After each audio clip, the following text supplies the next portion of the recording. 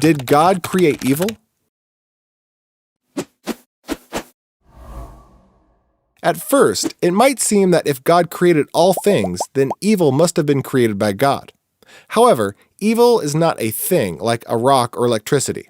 You cannot have a jar of evil. Evil has no existence of its own. It's really the absence of good.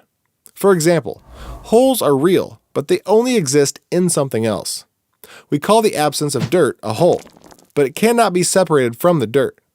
So when God created, it is true that all He created was good.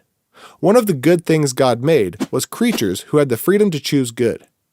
In order to have a real choice, God had to allow there to be something besides good to choose.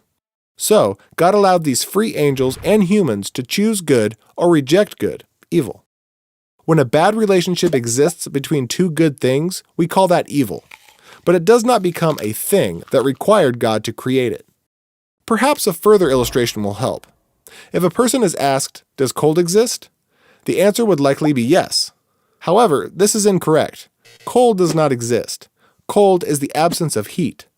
Similarly, darkness does not exist. It is the absence of light. Evil is the absence of good, or better, evil is the absence of God. God did not have to create evil, but rather only allow for the absence of good. God did not create evil, but He does allow evil. If God had not allowed for the possibility of evil, both mankind and angels would be serving God out of obligation, not choice. He did not want robots that simply did what He wanted them to do because of their programming. God allowed for the possibility of evil so that we could genuinely have a free will and choose whether or not we wanted to serve Him. As finite human beings, we can never fully understand an infinite God. Sometimes we think we understand why God is doing something, only to find out later that it was for a different purpose than we had originally thought. God looks at things from a holy, eternal perspective. We look at things from a sinful, earthly, and temporal perspective.